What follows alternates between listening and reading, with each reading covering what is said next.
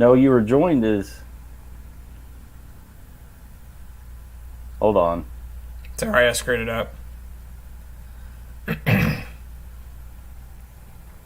Alright, now I got it. Okay. There. Now.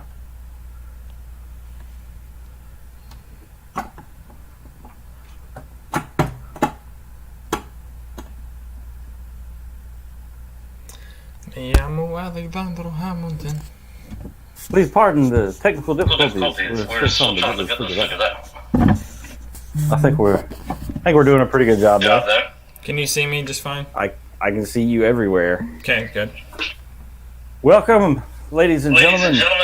Shit. We're back and we're live. Alright, now we're good. For some Sunday evening sipping. Sunday even sippin', SES. What you sipping on? My proprietary blend of UBIB and U1783. There you go. Oh, that is coming out around September. Nice.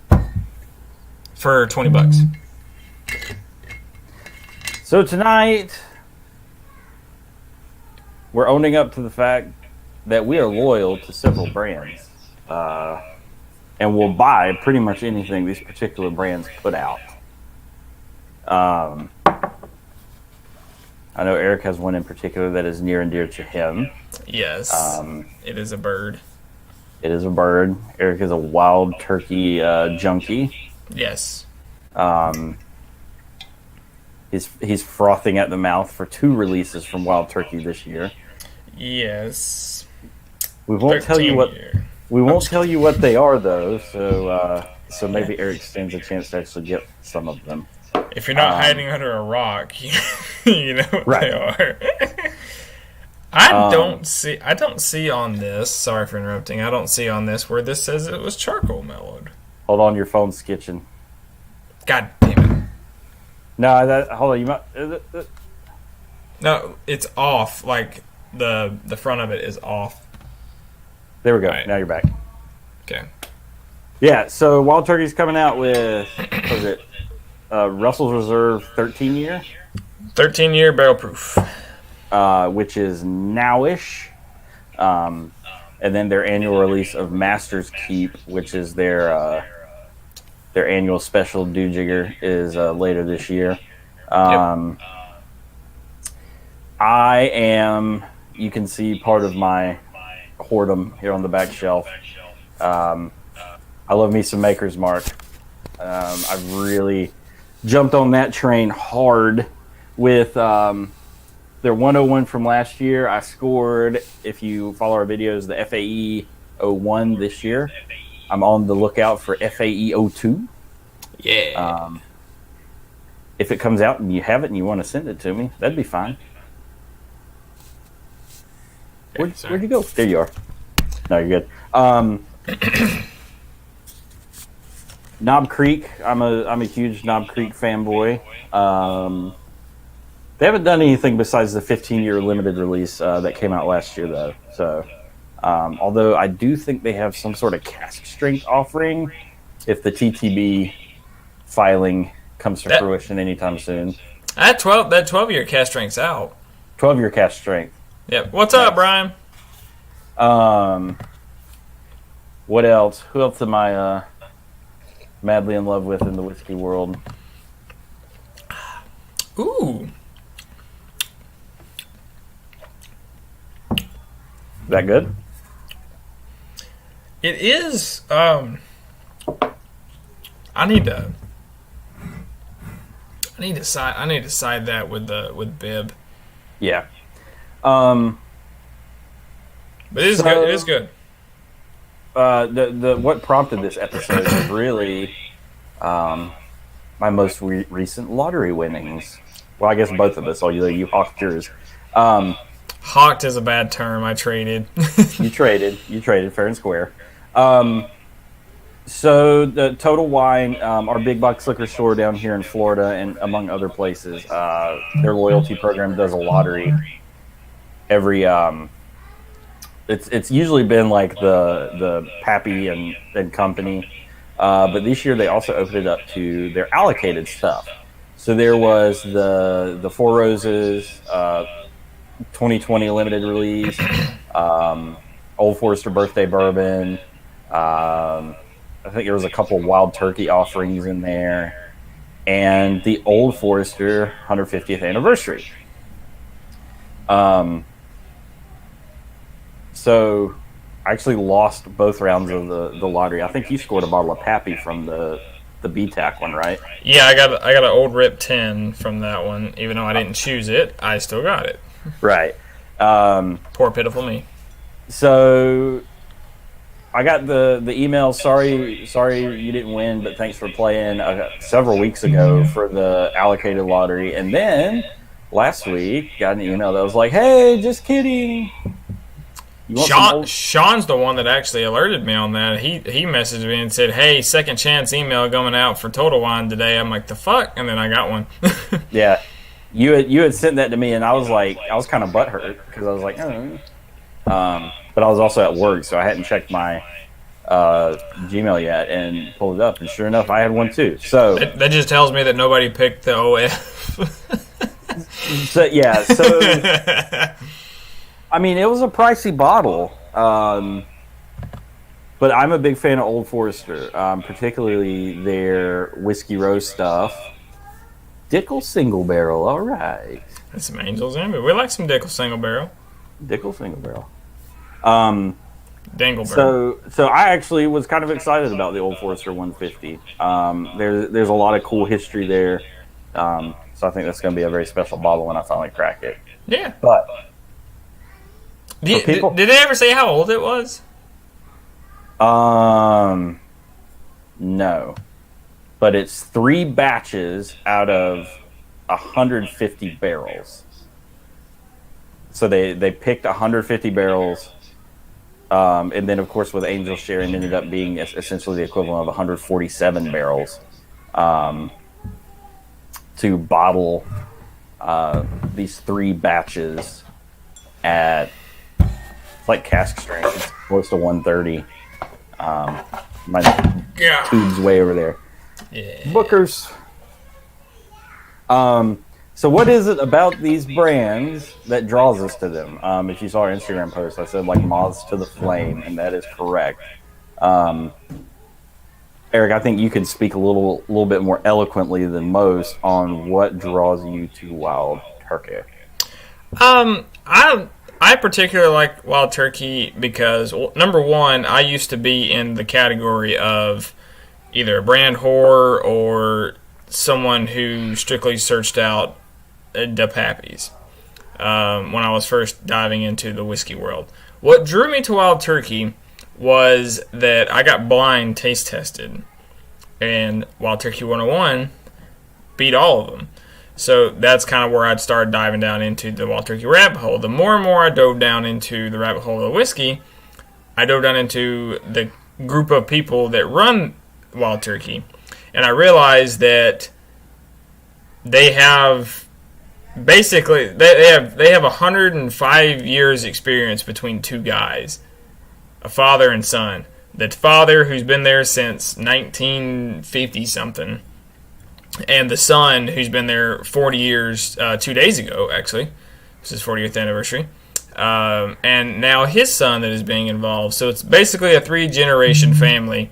And it's amazing that they are going 3 generations and 3 different taste profiles, but all still stayed core to what the original taste profile that Jimmy had come up with, Jimmy Russell. And it's an American story. They truly love whiskey, and they truly love, more importantly, putting out a quality product.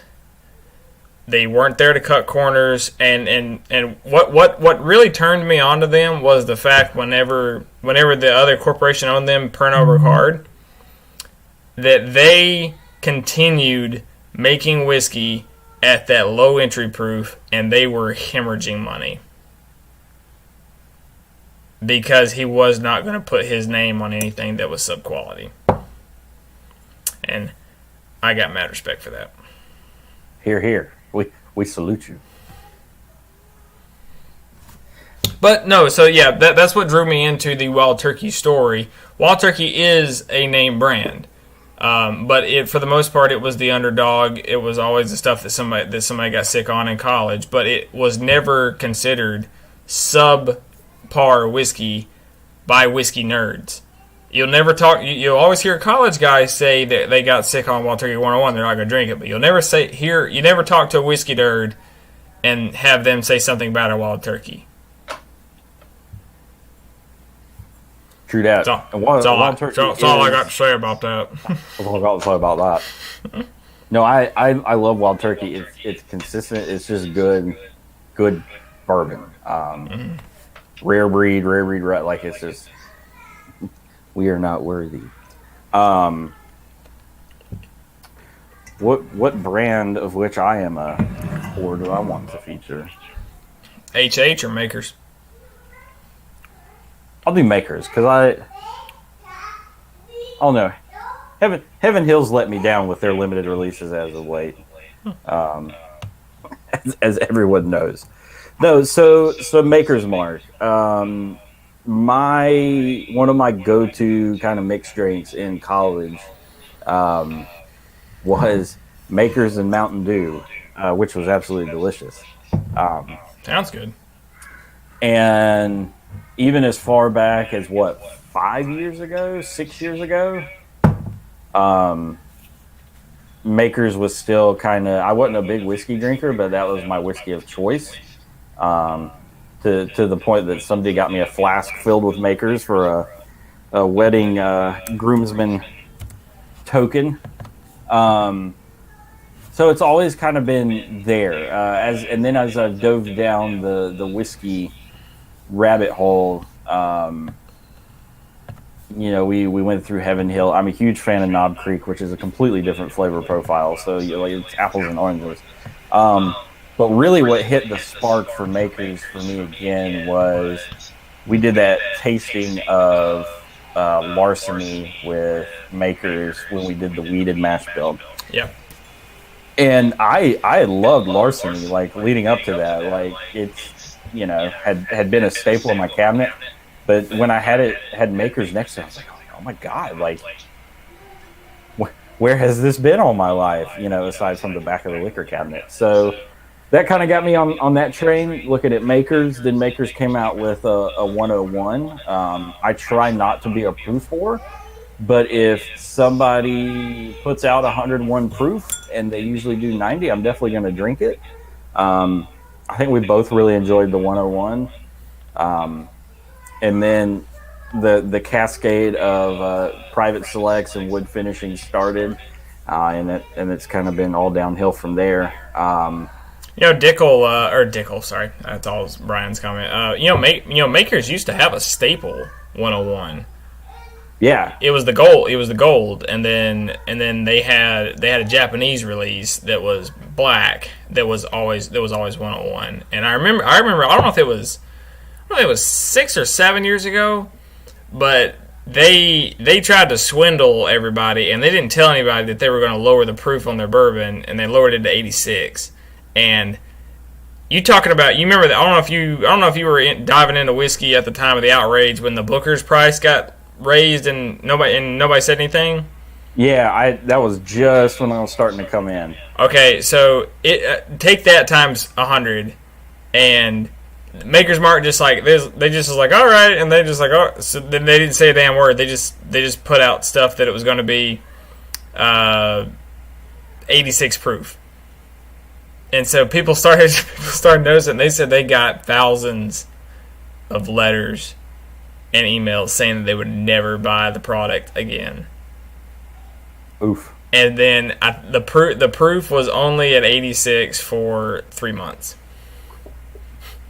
And then they went back to 90. And they pulled the BP. We're sorry. Sorry. We thought you wouldn't notice. Yeah. Not sorry we did it. Sorry we got caught. So it is back at 90. I have a lot of respect for the brand. Kind of the same. I know one of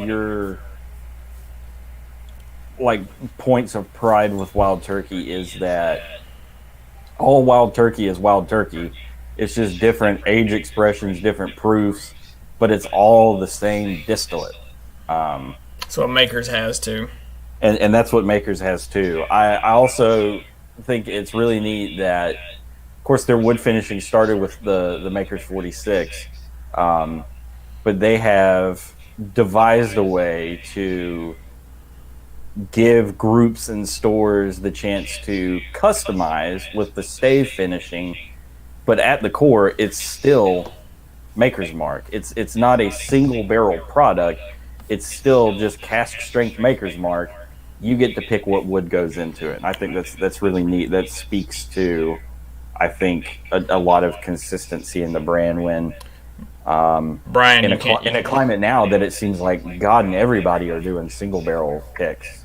Brian, you can't use pornography or phrasing like that on our page. I was going to say it's too far away, or I would. It's too far away, Brad. I'm not grabbing the dickle tonight. This is a family establishment. This is a family establishment. We don't talk about people's dickles on here. Dickle pride. It is Pride Month. Dickle pride.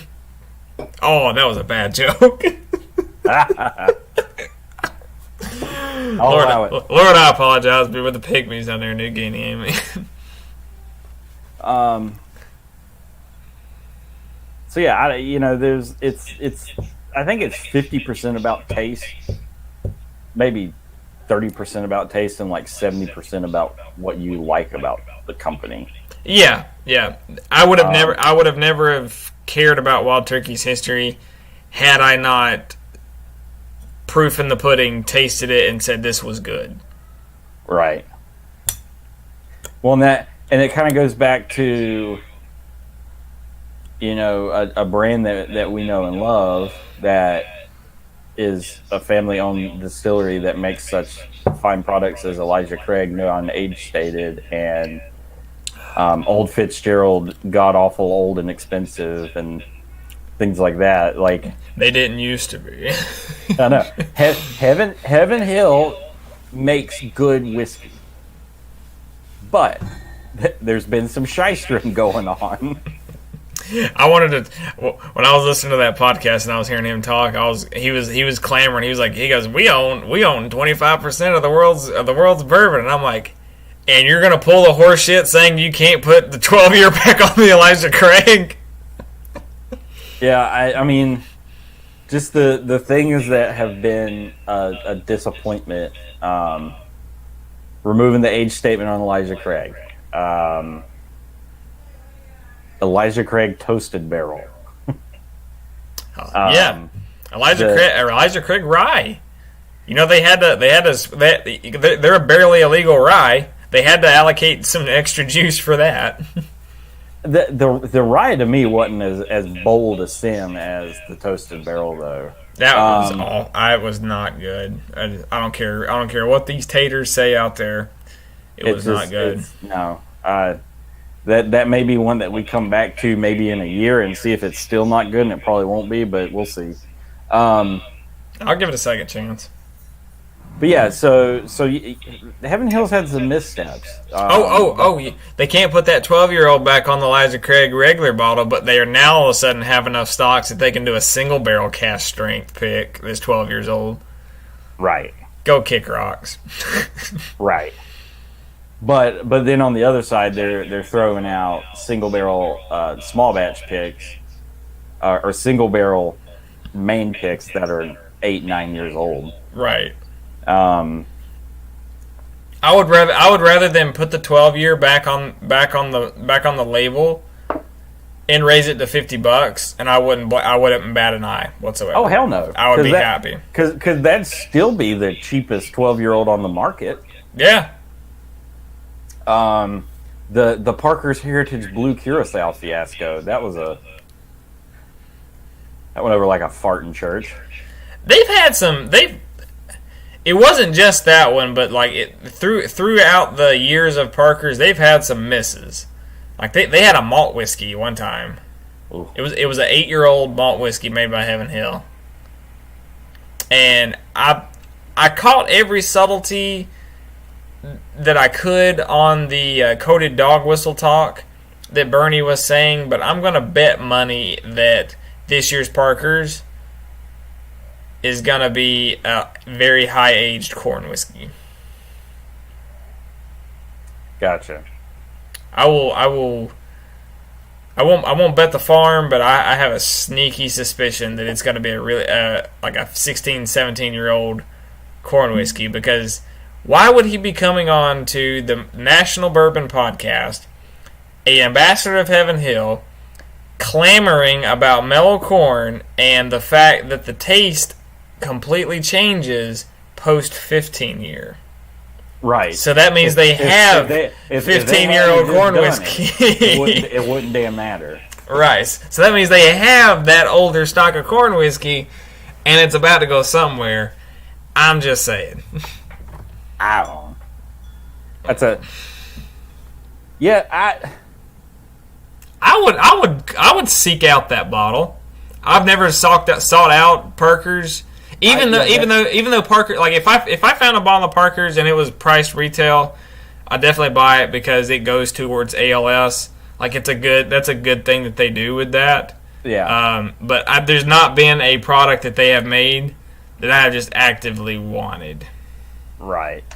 I feel like too,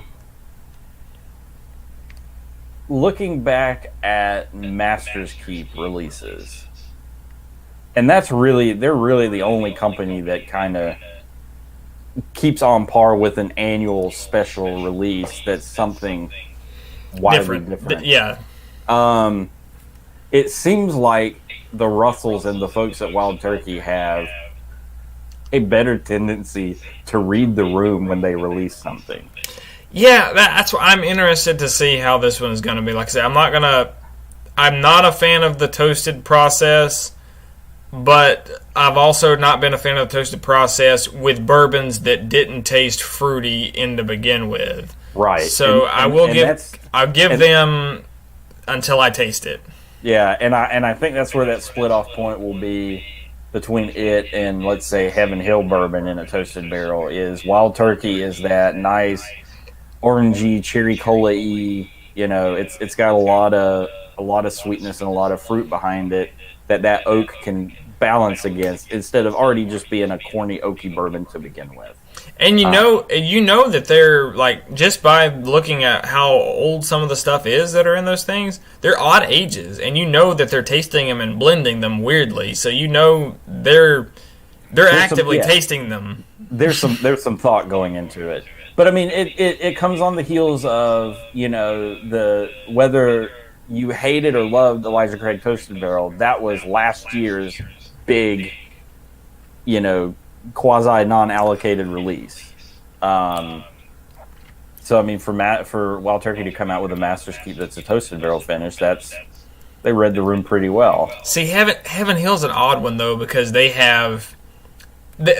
basically have and sans Elijah Craig Barrel Proof and sans Toasted Barrel, they have 3 big boy releases.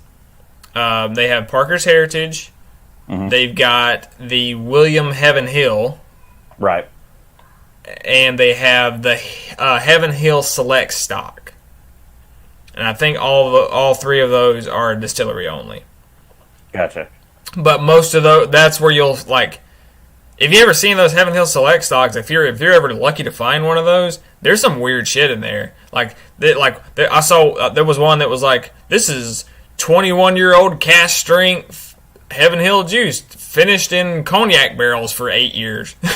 Like, they've just got weird shit that they just put in them.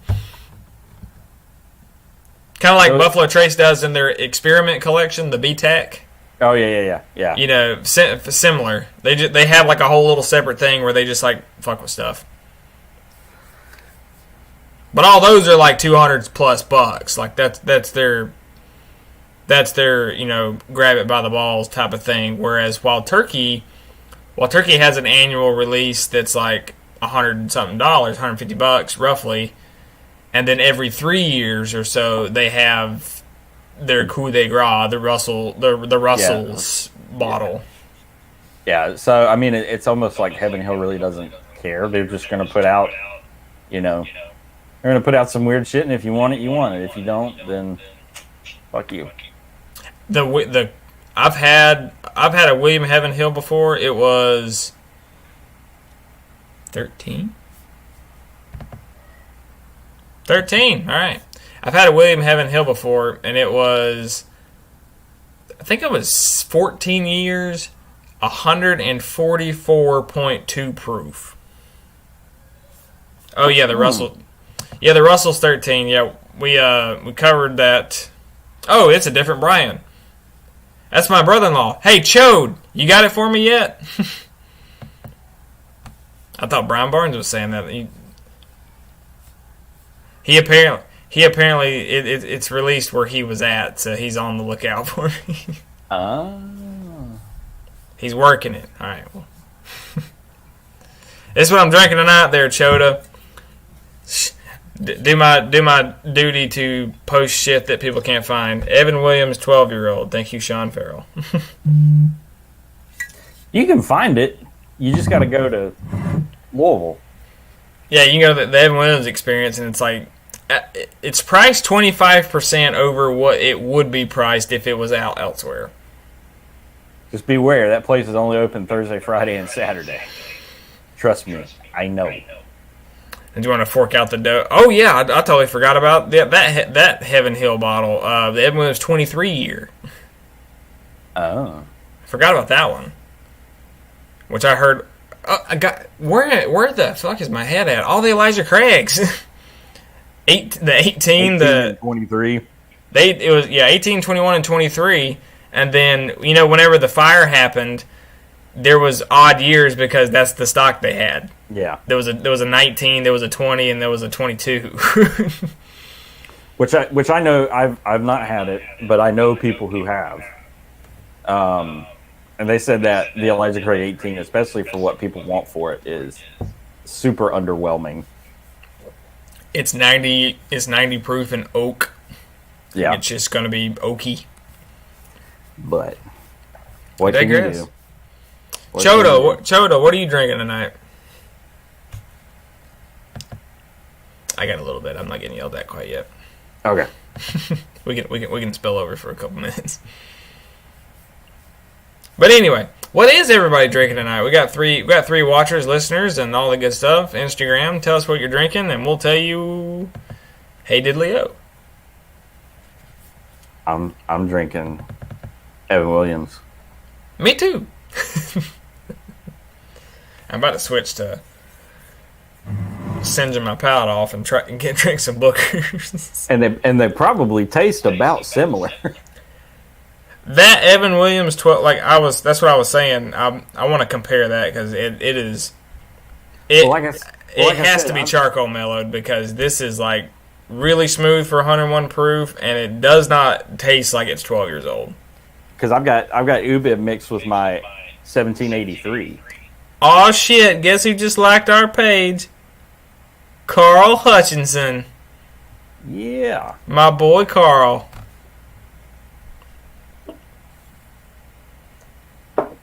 All right. You enjoy whiskey. Yeah, it's oaky. Time to singe my face off. Oh, Bookers. Well, this here is a bottle. 120.5 proof. 126.5 proof. Hey, at least you know when you're done with that, you can fill it up with some Knob Creek Single Barrel Reserve and be good to go. That's the secret. It'd be 3 years older. That's I love Knob Creek, and the reason one is phenomenal bourbon. It checks all the boxes for me. Please forgive me if I'm going to butcher this name. Oh, Sully Soho from Gainesville. Okay, thank you for saying that because that's not what I was going to say. Welcome. What Starlight? Yeah, what Starlight, Sully?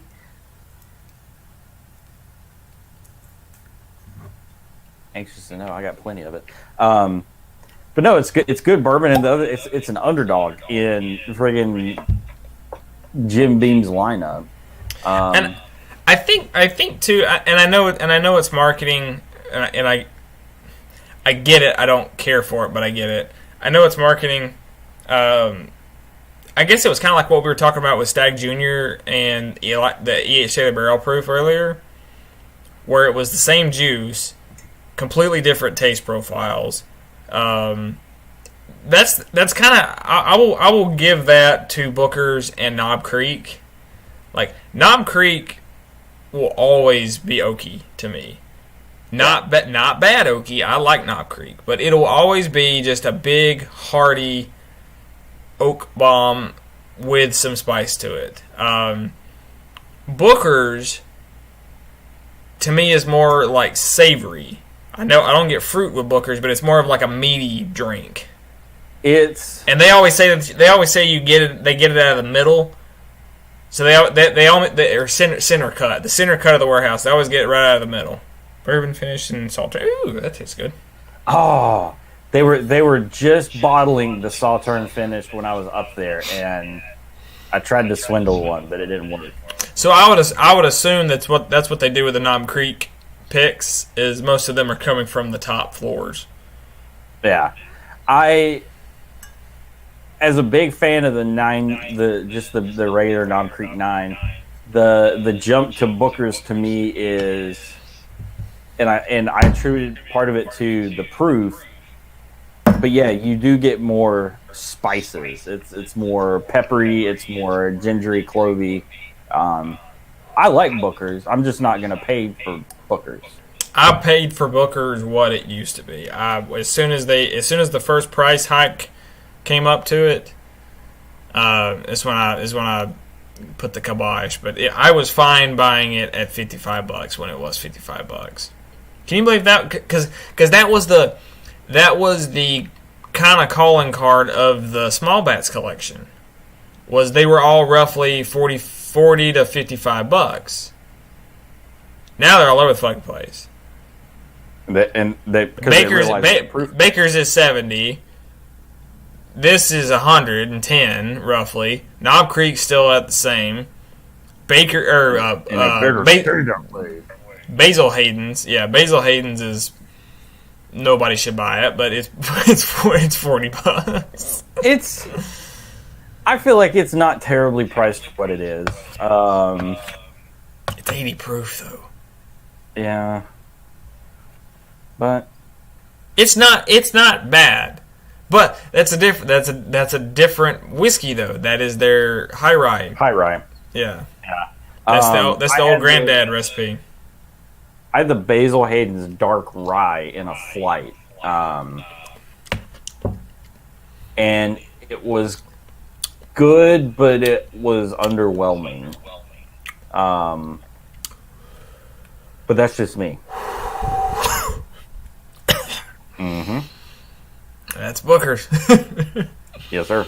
That one snuck up on me. That was like letting a Dove chocolate melt in your mouth, and then all of a sudden it kicks you in the back of the throat. There's a hot coal. Suli Soto. Nice to meet you, Suli. Yeah, 6 people. What up, 6 people? Plus Instagram. Hot damn. Oh, no, there's only one on Instagram. Hi, Instagram. And I think it's me. I think it's Southwest Florida Bourbon. Good. They better be watching this. Well, it's me. Well, the good thing is these are archived for future reference with the Library of Congress. Yeah, the LOC, you know. They're on the pages and whatnot. So, Gucci guilty. So, Suli, Brian, and other Brian, what is your go-to whiskey? I say whiskey, so that is bourbon, scotch, whatever. But if you just said I gotta have something on the shelf daily, what is your go-to? Let us know. What is your brand? Bearded Monkeys liked our page. Thank you, Bearded Monkeys. Yeah, what is your go-to brand? Because we all have one. Or 3. Yeah. Three-ish. I won't even get into Old Forester. That'll be an episode series that y'all will see. OF. I like. I knew that. Yeah, Brian likes Redbreast. Solid. I like Peach Breast, but it's. From here, my crappy eyes thought it said Blanton's, and I was about to be like, God damn. I was like, you motherfucker. We got something for you. Yeah, I forgot he was telling me. I think he had drank that Redbreast. Sloan, what up? Dick on. Richard Sloan is live from his vacation in Germany. We love you, Richard. I hope he's wearing his Jack Daniels underwear, t-shirt, trucker hat, mouth guard, sunglasses, wristwatch, secret decoder ring, slippers. Oh Lord, it must. I wonder what the time change is right now, because he's can either be called an alcoholic for if he's drinking if it's like early in the morning. No, they're. Let's see, England's 5 hours ahead, so they're like 6 or 7. Damn. So it's like, just 2 in the morning over there. Yeah, fuck off, yeah. He's probably knee deep in what's that awful beer they drink over there? Hoegaarden. 6 hours, it's 1 a.m. Hey, there you go. Good job. All right. Hold on, I gotta lean forward. I can't read these damn comments. I'm sorry, y'all. I'm reading them off for you, homie. You look great with that with that picture right now. It is 1 a.m. over there. Sully is drinking Maker's Mark Cask Strength. The king of brand loyalty is in the house. That is Dick Sloan. My Cask Strength's up there somewhere. Dick Sloan is in the house. He drinks his Jack Daniels. I'm on a night shift schedule, so I just woke up a few hours ago. Okay, cool. That'll work. So we won't tell anybody over there in Stuttgart that you're drinking. Of course, maybe they already are. And Hermione. In Hermione. I don't know they pronounce it like that. Oh my God, I saw pictures from Camp Sydney Dew and their staff this year. First off, they're infants. I called Bill, or Bill, Ranger Bill called me 2 weeks ago. 2 weeks ago, me and him talked for about an hour and a half, and he was just like, Eric, I don't know how I'm going to fucking do it, man. These kids, he said, they're just not y'all. No, they ain't. He goes, I gave y'all so much shit while y'all were here, and he goes, I didn't think y'all'd be leaving. What's this with everyone gets a collared shirt and they get pictures taken and they get to watch movies in the pool? Bunch of horse shit. Back in my day, we watched movies in the tree houses and we liked it. We watched Bagger Vance 1,000 fucking times and we liked it. It was either Ghostbusters, Happy Gilmore. I'm trying to think of all the movies we watched. Sloan, were you in the Bagger Vance cabin, or were you in the Bagger Vance treehouse, or were you in the cabins at that time? Well, you gotta wait a little bit for it to get to Germany and come back.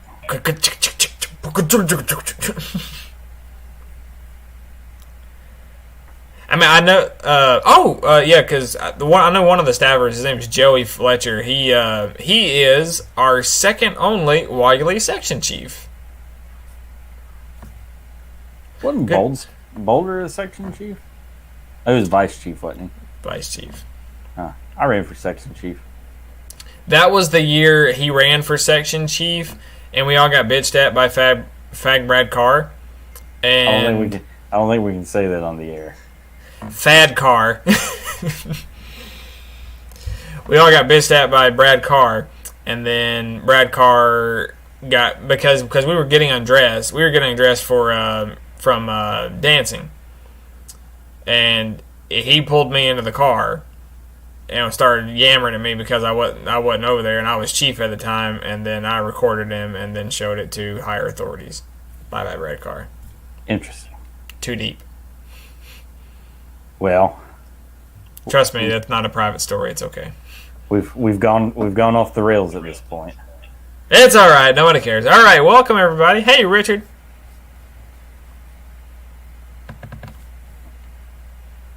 He hasn't responded, has he? No. He's in the Stuttgart. It's got to get back across the ocean. Across the pond. We hope you've enjoyed our discussion on a few of our favorite things. These are a few of my favorite things. If you have a particular brand that you enjoy that you want to see us review that we have not yet, drop us a line through Instagram, through Facebook, or through email. What's a guy like you doing in a bar like this? There's your line.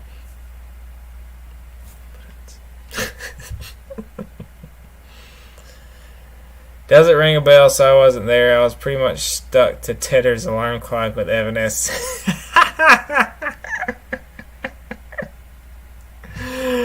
That was in Tedder's Gilmer County pop-up camper days. Oh dear. Anyway. Well, Whiskey World, it's been a great Sunday. It's good to get back in the chair. We'll be on the lookout for our video dropping this Thursday. And then be on the lookout for a very special video. For our 1 year anniversary. 1 year anniversary on June the 14th. Flag Day, and I don't know if it's a movable, but it should also be National Bourbon Day again. And on that note, we bid you all a good night. Good night to Stuttgart.